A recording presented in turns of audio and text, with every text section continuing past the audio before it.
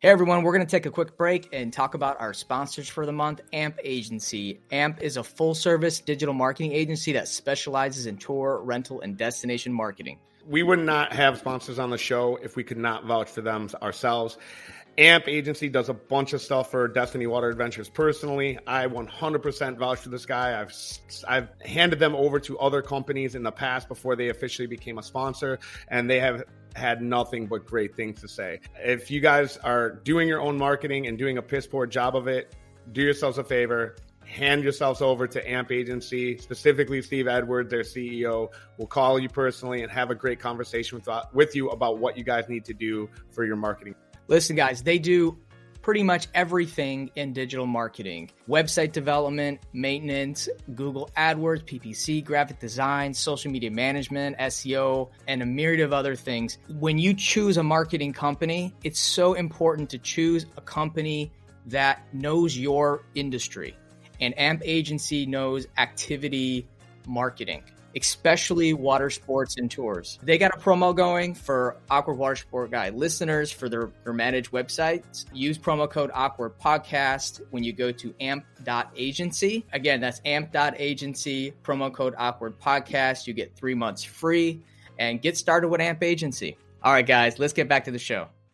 Hey everyone, and welcome back for another episode of the Awkward Watersport Guys podcast. Today's show, we are going to be talking about being a part-time boat rental operator or boat tour operator, which is something that we see a lot of discussion in the group. You know, someone that wants to maybe tiptoe into the industry. They want to rent out their personal boat. So we're going to just talk through is this a good fit for you? And if you decide to move forward, what are some things that you should be doing to make sure that you don't put yourself at risk, piss off all the professional operators in your area, and all the things that kind of come along with it. But before we begin, Kevin, how are you doing, man? How's your week? Did you know my weekend was great? Did you know that Shaquille O'Neal is a DJ? Yes, I did. So I saw him this weekend. I saw him at a music festival. Yeah, you know, it's funny, that festival you went to, I hear all these people that I know, like acquaintances and friends, are posting. So a lot of people went to that festival. Where was it? So it was in Georgia. Yeah, okay, that makes sense. Yeah, so firstly, two things about that, which is pretty ironic, but the one is, so Shaq, his name is Diesel, and he is a very bad DJ. He is not a good DJ. Turns out Shaq might not be a great DJ, and I gotta say, it was just like he's living his best life. He is, and like that's what it is. That 100%. Like, he really loves the EDM scene, and he's like super involved in it and passionate about it. So I can't take anything from him, but he was playing with it. He was doing like a back to back with another DJ I really like, and you couldn't listen to the guy's music because literally every 30 seconds, Shaq jumps in with like what he would imagine like DJs do, like, get your fucking hands in the air. But he would do it every 30 seconds, and he would do it in this voice, which I am not exaggerating in the least. He would go, all the ladies in the mosh pit, like in that voice, like exactly, like that is Shaq's like, put your fucking hands in the air, y'all. And he would do it like every 30 seconds to 45 seconds. You couldn't get through one track without Shaq Diesel screaming in a Grover-like Sesame Street voice for us to do something. And it was really off-putting, man. I couldn't get past it. After like 20 minutes, because the set was like over an hour, after 20 minutes, I was sitting on the ground, and every time he would do it, I would just laugh uncontrollably, man. And oddly enough, one of your staff at Trip Shock had a video of me. Like, she was like, hey, I saw, like, because it was on Instagram, and I posted pictures, and I tagged the Imagine, and she was filming the festival, and I was sitting 10 feet in front of her. Oh, my, like, that was probably Amber. Yeah. She's a former employee, but yeah, I saw her, she was there. Yeah, and she was crazy. like, so I didn't realize this, but I was sitting directly behind you guys, and it was like me, and I mean literally directly behind us, like me, Ilya, and my wife, and she had like the perfect footage of us. It was so weird. I was well, you had a cameraman there. Great. Yeah, and I was just like sitting on the ground, like laughing at Shaq. I think it was like right after his set. I was sitting on the ground, like just laughing my ass off that Shaq is a diesel. Shaq is a DJ. So no, it was great. It was a great weekend. We had a lot of fun, man. It was super awesome, great, man. My weekend wasn't as fun as yours, but no. Nobody's weekend was as fun as mine, I don't think.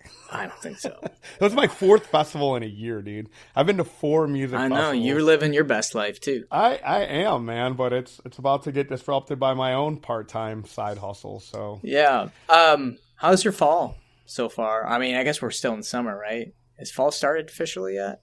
No? I mean, it's the end of September. I think we're in fall. Are we in fall? Yeah. I don't know. But how's off season? You know, it's just like the rest. You're of hanging the year. in there, yeah. We're all just hanging in there. It's slow, you know. Things are slow, and then I've got 14 other businesses, so you know those are slow too. And I'm just kind of, it's like one of those things where the off season hits, but like the annoyances don't stop, you know.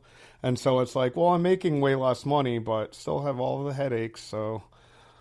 That's great, but no, man. We've got all of our boats pulled out. We're getting into them. We're hammering them. We're getting them going, and then, yeah, man. We got the Jeep business is doing a little bit of drizzle, and we have like a little side vinyl business that we have a job that we're wrapping up right now. So there's a bunch of little things that I can tinker with, and then we got the new rental business getting started, and I've been dealing with that because, you know, it's a great time to start another hustle in September, man. So how about you? Yeah, just kind of planning. We're already planning for next year. It's crazy. You know, we're done with, you know, summer. Once you're done with summer, there's really not much more business left for the year. So I'm not thinking of any great ideas to squeeze the little bit of juice left in the lemon. Yeah, now it's trade show season. Now it's trade show season. Yeah, weekend. Getting ready for the conference. I mean, speaking of the conference, we're very close to our to 100 tickets sold. We only have 125. It's not a huge room. Purposely, you know, we wanted a more of an intimate setting. We didn't want to make a huge conference, and we're getting exactly what we wanted.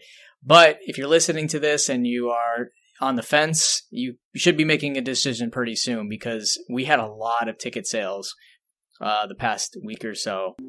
Are you tired of spending countless hours managing your water sport and boat rental reservations manually? Is your current system outdated or doesn't provide the necessary features that your business requires? Hi, I'm Greg Fisher, the CEO of wondrous, an online reservation software built by operators for operators. With our system, you can offer 24/7 online booking to your customers, allowing them to book and pay for their rentals at their convenience. You can also send SMS notifications to your customers, keeping them updated on their reservation status and any changes that may occur. Custom options and dynamic pricing enable you to offer tailored packages to your customers, helping you stand out from your competitor. Plus, our system integrates with companies like Werewolf Digital Waivers and TripShock, streamlining your operations and ensuring a seamless booking experience for your customers. Our software is the best choice for water sport and boat tour operators as it is designed to cater specifically to your needs. So why waste any more time on manual reservation management? Try wondrous today and take your business to the next level. For a limited time, mention this ad and receive a $100 credit when you sign up. Check out wondrous.com for more info or to schedule a free demo. Now let's get back to the show.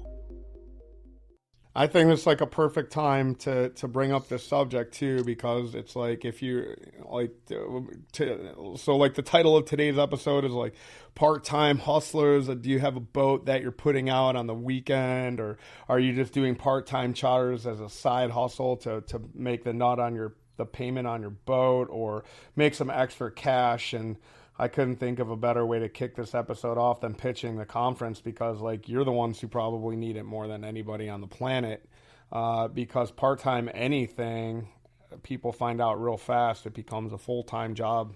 No matter what. It's anything but part-time. And then, you know, I'm seeing it a lot in this other industry I'm getting involved in, where people are just like, it's a year or a year and a half, and they got sold on this idea of make money on the weekends, and they're like cashing it in because it's like, surprise, surprise, anything you start up is like, it's a lot of work. You know, weekends, part-time or not, it becomes very much a full-time hustle no matter what. No matter what, you're going to find yourself doing, You're not doing an oil change on Saturday or Sunday. You're not replacing a damaged prop on Sunday. You know, it. Yeah, let's jump into it. So, Yeah. Kevin and I thought this would be a good conversation to have because we notice more people coming into our community that are kind of on the sidelines right now. They might have an extra boat that they have laying around that they use privately that they might want to rent out, or they see friends or acquaintances that are, might have a small operation that are making some ancillary revenue. So, our approach to today's episode is to talk about someone who wants to get into the business with the hopes of maybe making it bigger. Like, Sean Walsh, one of our community members, he has Jet Ski Texas outside of Houston. He's kind of was in that situation a couple of years ago where he was doing part-time, renting jet skis, and now he's full-fledged, has a business. Like, Sean's journey is kind of been interesting and exciting to watch, to see him grow. And that's kind of where we're at today is what do you need to get started? How do you do it right? How do you get the respect of other operators in the area? Because we talk a lot about rogue operators, people not doing things right, and you bring the entire industry down by not following the rules. So I guess just starting off, Kevin, like, let's imagine, you got a boat and you want to rent it off on the weekends to start with. I mean, how do you start? What's the first steps what's the first steps you take? And I have an answer to this, but want to hear your take on it. It's probably going to be get my boat or boat setter or fucking you're going to get on a platform. It's like it's Turo, it's RV Easy, it's all of these platforms that have created the market for people to be able to do this. And as you can kind of see in with the short-term rental market, like, I mean, they've been completely banned in New York. So, I mean, it's like that's, in my opinion, that's where you start. Because what are you going to do? How else are you going to build a website? You can do SEO. Like, those people exclusively live on those platforms. They wouldn't exist without them. Because you couldn't, without getting into a res tech situation, without getting into, if you have a super small market, I guess, like, maybe you could build a website and get a checkout and do all that stuff and have your calendar only open on weekends. Like, you could certainly take that approach, but probably not in the state of Florida. Maybe in like a very rural community that has got lake boating, you could do that. Let's go take a step backwards, because my answer to that would be education. Is actually understanding the laws of your state, because not everyone that listens is from Florida. Understanding the laws of your state, understanding the insurance requirements, talking to other operators in your area. I get a lot of operators that message me, and you do too, Kevin, and they're looking to get into it. And I think that's a really great first step. I mean, anyone can message Kevin or myself, ask a couple questions. I mean, within reason, we're not going to help you start your business, but I think like joining a community like ours is the perfect start. Like there's a lot of great questions that get asked in our group, but educating yourself on the laws, compliance, insurance. And when you're going to make some mistakes, you're going to start your business and you're going to mess up. Like you're going to miss something. And that's just kind of, even if you're doing it part-time, especially you're going to miss something because you're not fully into it. But, I would definitely talk to people, make sure you understand legal compliance, insurance, all that stuff, your forms, because even though you're part-time, you're still going to have to go through with it, right? You're still going to have to do things the right. No, you don't. You don't have to do any of that. Like, go get a fucking loan on a boat and tell me find some page in that loan on that boat where it implicitly says that you can't fucking get you can't get a recreational boat loan on and use it for commercial purposes, nor can you insure that motherfucker for commercial purposes. So if you go and put a boat on your personal name and put it on a platform and you insure it as a recreational vehicle and throw it on that platform, guess what happens if that fucking bitch gets totaled? Now that's why those platforms have all that extra ancillary insurance to cover your ass, because your recreational insurance isn't going to cover an RV. It's not going to cover a Turo. It's not going to cover a fucking boat. It's not going to cover any of that. So understand that right from the rip, that if you start doing that, that you're already fucking out of compliance, right? And it's like, so, and I hold on, and I say fuck that from an entrepreneurial spirit. Right? Like, I certainly want everybody to follow the rules and not get in trouble. But at the same point in time, like, if you didn't break a couple eggs, you can never make the omelet, right? You couldn't figure your way out of this. So one part of me says, fuck the platforms and fuck all of that. But there's also the same guy that went and set up shop on an island without asking anybody's permission and went and started his business regardless of fucking what anybody said and figured it out along the way. And I feel it's like, firstly, like, unless you have like a fucking cigarette boat or something like that, and I want everybody to be safe, and I don't want anybody breaking the rules. I'm not saying that. Don't go and rent a jet ski is like a much different animal than a 60 horsepower boat. You know what I mean? So it's like, it's a very difficult thing for me to answer, because the professional in me says, like Greg said, get educated, do things the right way. But at the same point in time, if you didn't jump first and then look afterward, nobody would be where they're at. Nobody would have ever taken that first step. But isn't that the whole point of this episode, though, is we want you to do things the right way. Like No, it's not. It's not the point of the episode. No, not at all. Well, so no, but one thing I will agree 100%. The platforms will help you with a lot of the compliance and insurance stuff, because they're just as responsible. Like for me, I own Trip Shock. We're a reseller. I would not take the part-time boat captain or boat charter. We're looking for professional rental operators or professional tour companies, because we require insurance. We don't offer the same type of insurance, the one-day insurance that the other platforms do. We're looking at your insurance. Like, you are responsible. You hold it. We're additionally insured, but we don't actually offer that. And I think that's the biggest difference between our platform and other platforms, is that you can get all that. You can have a residential boat and use that insurance and use their supplemental stuff. 100%.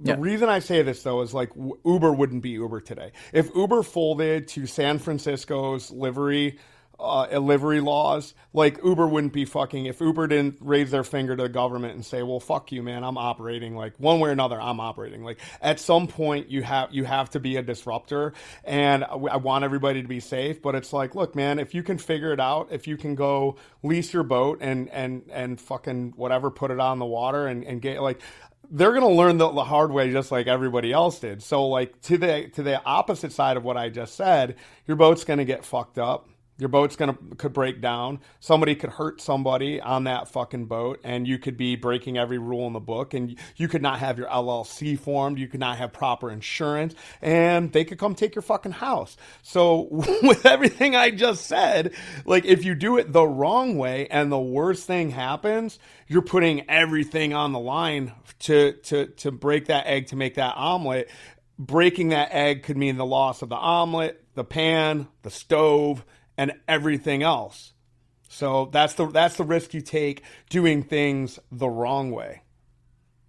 But hey, you go and you get that boat, and you put your name on the line, and boat setters like, yeah, we have insurance, and if our insurance is going to cover the wreck, even though Geico might not under your particular whatever. And I don't know how that all works, because all of my shit is insured properly. All of my loans are commercial loans. It's not under my personal name. All of our, I have 10 different LLCs. We're in the midst of creating a trust and creating all sorts of thick blankets of corporate veil to protect us if something goes wrong. But you have to also keep in mind, like, the parasail industry. There was no insurance for parasailing. It was just like guys on a boat with a fucking sail and there was not even like a platform boat. You know what I mean? So this industry very much started off in this pirate-like type of atmosphere. There was no jet ski commercial insurance because there were stand-up jet skis, man. Remember those big inflatable flying deals? Yeah. Where the manta rays. the manta rays, and those things are like completely off the market. You can't get commercial insurance for it. You can't. So keep in mind with that mindset, if there's not some type of education, there's not some type of regulation, then the whole industry collapses, right? And then like if you live in New York, you don't have a short-term rental anymore. If you're in an HOA that has very loose language on you allowing you to rent your house out, and then they decide to change articles of the covenant to ban short-term rentals, that there's still very much a pirate and a cowboy aesthetic to this entire business. So in the spirit of that, if you want to get rocking and rolling, you go buy a boat, you go put it on Boat Setter, you make sure that they're going to walk you through your livery or whatever. But a lot of this shit is still very much in limbo, like platforms like Turo, platforms like RV Easy. Yeah, I don't think these smaller governments, like if you live in a lake market in a rural area, there's likely no regulation on livery rentals or boat rentals. No. So the only thing your bank does though. The bank does. If you pay cash for that motherfucker, you're good to go, man. I mean, you don't even need liability insurance. Yeah. The only thing that you need to worry about if you live in like a rural area with no city or state, it's just making sure that if someone hurts themselves, that you're protected. That's the main thing, and you're also making sure that when people are renting, that they have some common sense. I mean, I guess you don't have any obligation to make sure that they understand how to operate the boat, but you got to think like that's your boat. Are you more concerned about making the money or making sure your boat comes back in one piece and you don't have a problem with someone getting hurt and dealing with all that? I mean, I remember there was one situation with my jet ski business, and a girl punctured her lung. She fell off. Like, it was the most awful feeling in the world. I mean, Kevin, you go through it too. Like, any operator you talk to, the worst feeling in the world is when you get the call and there's an accident, and then you think, what could we have done better? And how also, what does this mean? Does this mean that I'll lose my insurance? Does it mean that I'm going to go to court? Whatever. Like, a lot of things go through your head. So it's advantageous, even as a part-time operator, to make sure you're doing things the best way possible. For boats. Like, I just want to preface something here. Like, if you're a weekend warrior on jet skis, like, fucking... Good night, man. You know what I mean? Like, there is no way that doesn't end in you being unhappy. I can promise you that. Like, if you're trying to pay the nut, like if it's jet ski, it's a $14,000, man. Like, if you're trying to just cover your nut on your jet ski and think that, like, oh man, I'm going to run it out on the weekends and it's going to be great. Like, you might as well bring that jet ski onto a trailer in your driveway and get you and your family together and get a nice bucket of gasoline and pour it all over the jet ski, and then like watch little Junior throw a match on that motherfucker and blow it up, because that's going to be the fucking most fun that you have out of that rented jet ski in your life, because that thing's going to get fucked up. It's going to get not brought back. If you're putting it on a trailer and giving it to somebody in a fucking trailer, like, it is good night on that jet ski. I would never. I'm talking about boats. No, part-time, yeah. If you're going to Craigslist it, like, you're fucking I'm done, glad man. you brought that up, Kevin, because I agree 100%. I would never weekend warrior a jet ski rental. I wouldn't. Unless you have a marina, unless you have the insurance, unless you do shit the way that Sean actually did it. So he weekend warriored it, but he did it right. He got insurance. He had a floating docks. Like, he did everything the right way. He wasn't like trailering this shit to the lake for people and crossing his fingers. And what I'm talking about is someone who has zero experience. If you doesn't know how to do like light maintenance, you don't even use it much. If you don't know a lot about them, you've been in the rental business a little bit or been around it, that's a scary proposition. I would be very concerned about renting a jet ski, because the jet skis, if for the new folks listening, you're going to have the most incidents on a jet ski, bar none. You might as well go get a nice Honda CBR 600 and fucking rent that out for the weekend. If you ask any operator who rents pontoon boats and jet skis where most of the incidents come from, it's going to be 90% the jet skis. So but do you now really? If you're a charter captain, that's a wholly different thing. If you want to do charters on just the weekends and fucking part time, you can come up here and see how it's done, man. Like these guys live for 3 months, they make their money, but they're also in a sea.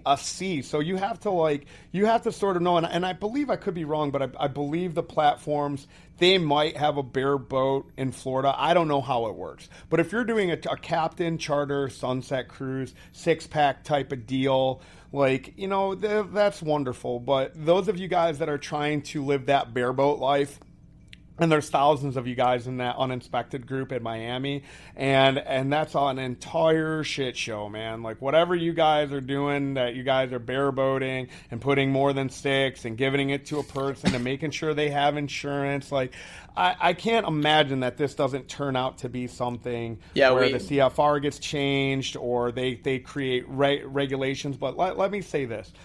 If you have a 6-pack license and you're taking under 6 on an uninspected passenger vessel for the weekend, for dolphin cruises, for sunset cruises, and you take them on your private boat, like that's going to be the best way to do it, because you're going to rent your boat to a bareboat guy and you're going to create a contract and you're going to go through all this fucking nonsense to have an uninspected vessel, to have one dum-dum give another dum-dum a boat, and then take out a bunch of other fucking dum-dums on a fucking boat that's too small to be putting more than 6 people on. It's a recipe for fucking disaster. You know, it's not that fucking charter, but it's not that expensive to get insurance for an inspected 6-pack vessel, like a pontoon boat. It's not. $1,000 a year or something. Just get it done. But obviously everyone wants to have the options. Like they want the bareboat because they have the option of renting it or chartering it. But a lot of times when they charter it, it's a legal charter. You know, the lieutenant for the Coast Guard, I have many conversations with him.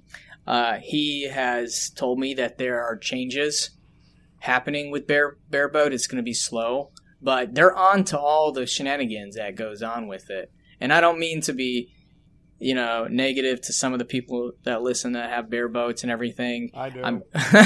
But I have to admit, like, some people do it right and some people don't. And these charters, it's kind of ridiculous. And we see it pretty bad here in Destin. The legitimate charters rail about it all the time, about how, you know, the illegal ones, it's here.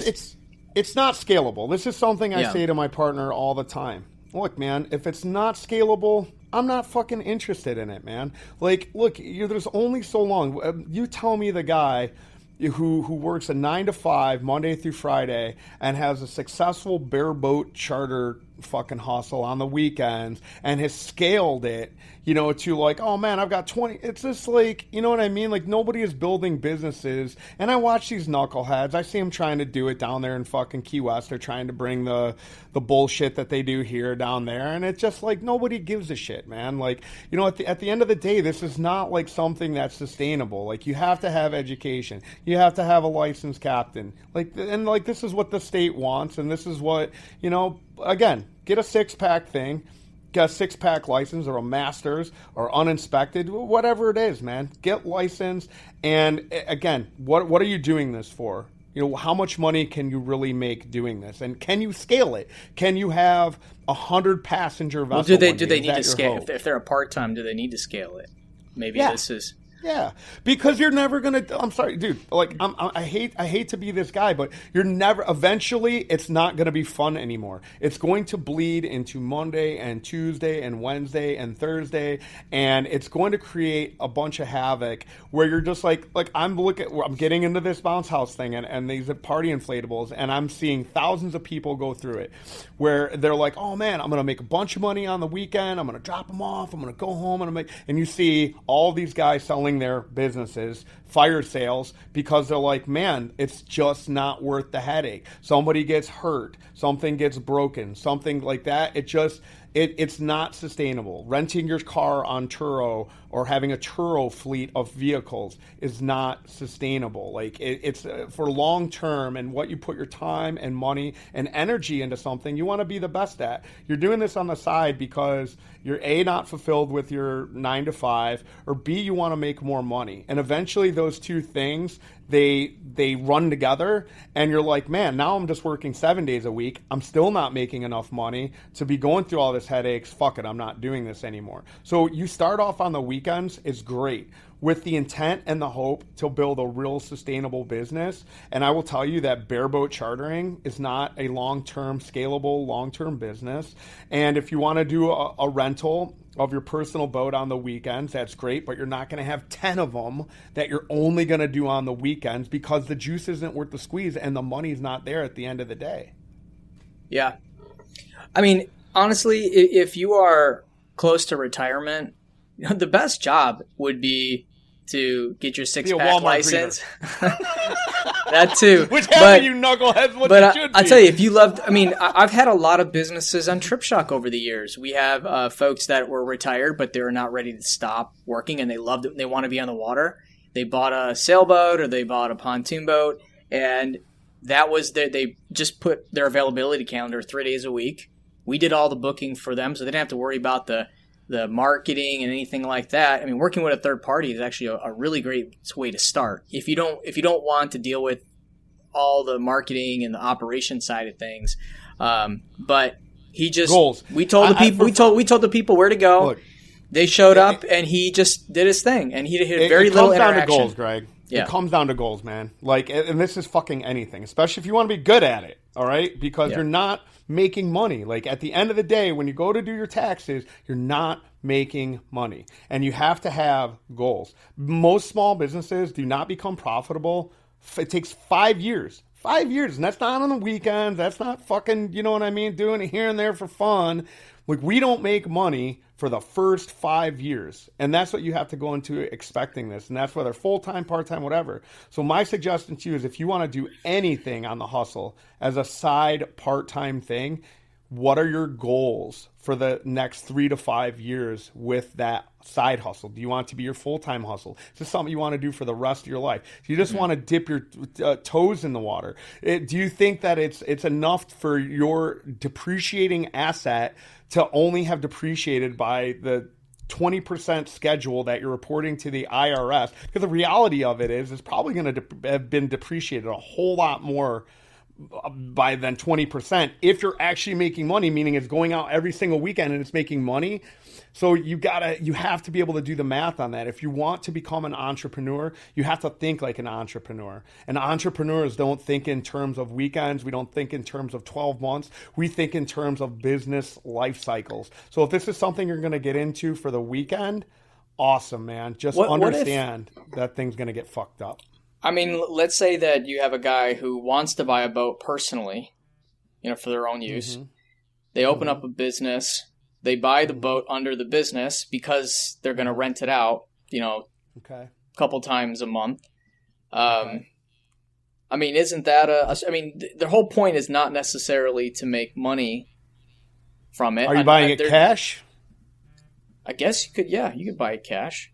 You have to, because because a recreational vehicle loan could be anywhere from 12 to 20 years. So then a $300 note or a $400 note is a lot different than a $3,000 note or a $5,000 note, because on a commercial loan, it's going to be for 5 years. I mean, it's going to be for 6 years. Actually, it might be. I mean, that's something that probably some people have considered. Start a business, put the boat under it.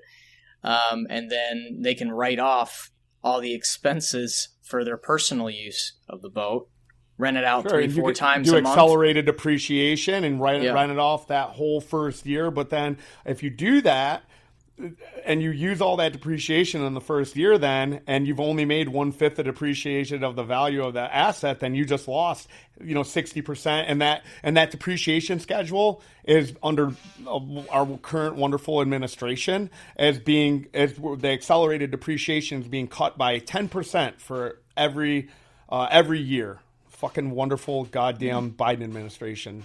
Thank you. Appreciate that. I can't even accelerate my shit. But my point being is like, vote Republican, and you won't have these problems. But I don't mean to discourage. I just say, if you're going to break that egg, like, you want to make the best omelet you can, right? So it means you're going to do all the things the right way. You're going to get delivery. You're going to go through all those headaches. why would you just do it for a weekend? Maybe just to start. I get that. But again, the whole personal side, and sure, you can write off, whatever. But if you're making a shit ton of money, why aren't you just going to go buy a boat and enjoy it? Why would you even rent it out for the weekend and risk all that? And assumably you want to be on that boat on the weekend and on the 4th of July, not renting it out. So if you want to do this because you're like, let me see if I can cut my teeth in this industry, in this business, and in the next 3 to 5 years I want to accomplish A, B, C, and D, then I think that's fantastic. If you want to, if you are doing it to cover a toy that you can't afford, I think that's a we should have had Keith on the show to talk about setting up the right way to set up a business for a part-time rental company.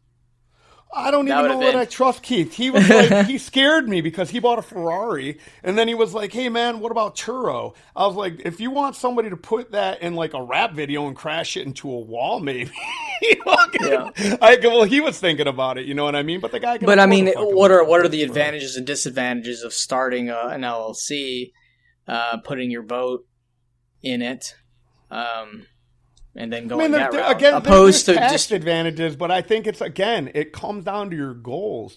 Yeah. If you're paying $250,000 or $500,000, and I get it. Like, listen, to that point, guys do that. So guys buy yachts, and then they charter that yacht, $250,000. That is a much different prospect, chartering a yacht, than putting a jet ski on Craigslist. So you really have to, again, so it's like if I go out and buy an RV and put it on RV Easy, am I going to buy a Class C motorhome for $250,000 and give it to some knucklehead and be like, go have fun, and that's my baby, and I'm just trying to cover the nut on it? Or am I buying a $60,000 RV that I'm like, I'm going to use it for the holidays, and then, I'm going to cover the nut on it, maybe make a little extra money on it, but understand that if this thing breaks down in New Haven, Connecticut, I'm going to get a phone call. If the boat breaks down in the middle of the Choctawhatchee and you have no way to go get them, and you got to call Cito or whoever to fucking go get them, like, these are the things that you're not thinking about, right? So all the hassle and the headaches, again, that's got to be put back into the mental investment that you're making to start a business, to grow a brand, to do something greater. Again, it's a 3 to 5 year. This is not as a lifestyle business as much as you would think so. Yeah, maybe paddleboards. If you're renting fucking paddleboards on the weekend, sure. If you're renting even just once a week, you got to think. You got to drop the boat off. You have to pick it up. You have to communicate with the customer. You got to do some administrative work with the rental. I mean, it is a process for just one booking. And when you take all that into account, your weekend is gone. For the most part, you can't do anything because you got to be on call. Is the juice worth the squeeze? Yeah, you're making the money to pay the. Go listen to the other 120 episodes that we've done on this business, and honestly, because that's what really is what it's going to take for you to actually have a modicum of success in this shit. You know what I mean? Like, have your own website, have everything. Yeah, and maybe you have the time, and that's why you're considering it. You don't. Maybe you want to use those weekends. Join our Facebook group. Join your own Turo car club. There's Turo groups. There's all sorts of groups that you can go and join. And again, a guy that's got a fleet of 10, 15 Turo vehicles is eventually going to have his own. You know what I mean? Like, I don't know that anybody's got, look at nobody survives just on Airbnb. They all use VRBO. Anybody that's got a bunch of different rentals are, I would definitely be using the platforms first. Like, if I had a rental, I'd go to Airbnb because of this, the security, the support. And that's why a lot of companies like to use TripShock, because we can help out and give them another channel, and we provide the support. And for these really small companies we work with, it's plug and play. They're going to get bookings tomorrow where they would have to do everything themselves. So that's where these platforms can come into play. And they handle a lot of the administrative stuff for you. They collect the payment. They do the contracts, the waivers, all that stuff. So there's a lot of benefits to just going that route instead of doing it yourself. I mean, it's the only route you can take. Yeah. Especially if you're not buying it cash. Like, if you buy it, if you're financing it, then don't tell the bank you're doing it. Don't tell your insurance company that you're doing it, and then put it on the platform, and good luck. Like that is really like this episode could be wrapped up in about 10 seconds, man. Yeah. Like fucking have fun. But I don't mean to sound so negative. I say do it. Learn things the hard way like we all did, and then see where you want to be in the next 3 to 5 years and build a real business out of it. And real businesses, we don't rent shit on Craigslist. We don't break the rules. We don't break the laws. We follow everything to the T. We have workers' comp. We have websites. We have marketing. We have fucking staff. We do all things right way. I keep boats in the water that never get rented. They sit there as chase boats to go help people. So go back and listen to 120 episodes and see if this is really for you. That's all I got, man. Or fucking, give your beautiful brand new boat illegally to somebody and fucking in the state of Florida potentially get a misdemeanor charge. Jeez. All right. Well, we appreciate all you listening. We're gonna wrap it up, and we look forward to seeing you in a couple weeks at the Watersport Conference. Get your tickets to the conference. Watersportpodcast.com. Click the 2023 conference link, and it's straightforward from there. All right, guys. Have a great rest of the week, and as always, keep it awkward.